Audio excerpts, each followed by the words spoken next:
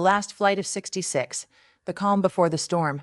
June the 24th, 1975. The tarmac shimmered in the summer heat at New Orleans International Airport. Eastern Airlines Flight 66, a Boeing 725 tail number, N8845E, gleamed under the morning sun as ground crews performed final checks. Flight 66 was bound for New York City's JFK Airport with 124 souls aboard. A typical Tuesday run filled with businessmen, vacationers, families, and crew. Captain John Miller, 47, a veteran with over 15,000 flight hours, completed his pre-flight routine alongside First Officer Elena Rodriguez, a rising star and one of the few female officers in Eastern's fleet. All systems green, weather clear for departure, Elena noted, tapping the flight plan. Miller nodded. Let's hope JFK stays that way. Forecast shows a line of storms later today. Flight attendant Lisa Grant walked through the cabin, greeting passengers with her usual charm. Everything felt routine, but above them, 35,000 feet of open sky waited, and something far from routine loomed in that sky. Ascent and routine. At 10:42 a.m., Flight 66 roared down the runway and lifted into the Louisiana air.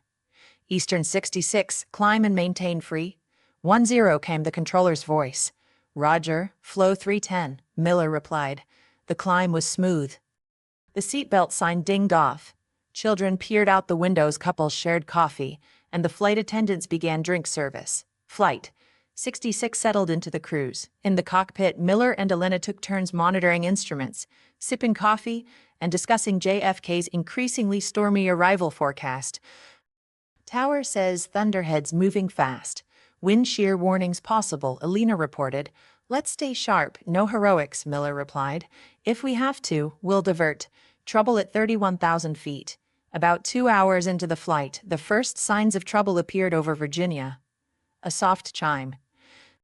Then a flickering warning on the EPR gauge. Elena leaned forward. John, engine 2 pressure fluctuations. Fuel imbalance 2. Pull up the engine, readout, Miller said. Just then, a sudden jolt. Boom! The cockpit shook violently. The panel was illuminated in red by flares. Engine fire. Second engine. Elena shouted. Fire suppression engaged. Miller's hands moved fast, flipping emergency switches. Eastern 66 declaring emergency. Engine fire, no has been lost. 2. Request immediate diversion, he radioed. The controller responded swiftly. Eastern 66, turn left, heading 030. You are cleared direct to Dulles. But the fire wasn't subsiding. In the cabin, panic set in.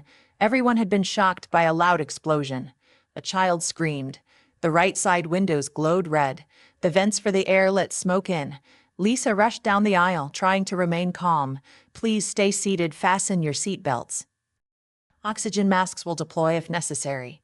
Near row 17, passengers pointed. In terror, outside the window, orange flames danced across the wing. Pieces of metal flaked off, swirling into the sky. In the cockpit, alarms continued. Engine 2 is gone, Elena said.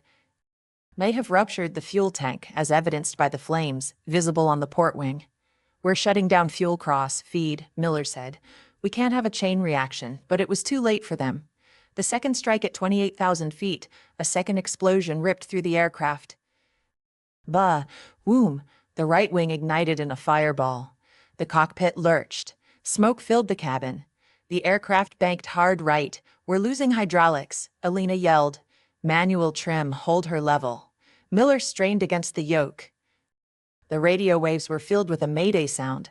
Eastern 66 heavy damage, fire. Possible loss of control, declaring emergency again. We may not make it. Now the fuselage's right side was scorched. Flames licked at the body. Parts of the outer skin began to peel. Cabin pressure dropped. Put on oxygen masks. In the cabin, Lisa tried to help a mother and child put on their masks as the plane rocked violently. The aisle lights flickered. Luggage burst from overhead bins. Cries and prayers filled the air. Descent into peril, Captain Miller wrestled to keep the plane stable. We've got maybe 10 minutes. Of airframe integrity, Max, he said, coughing from smoke. We're descending.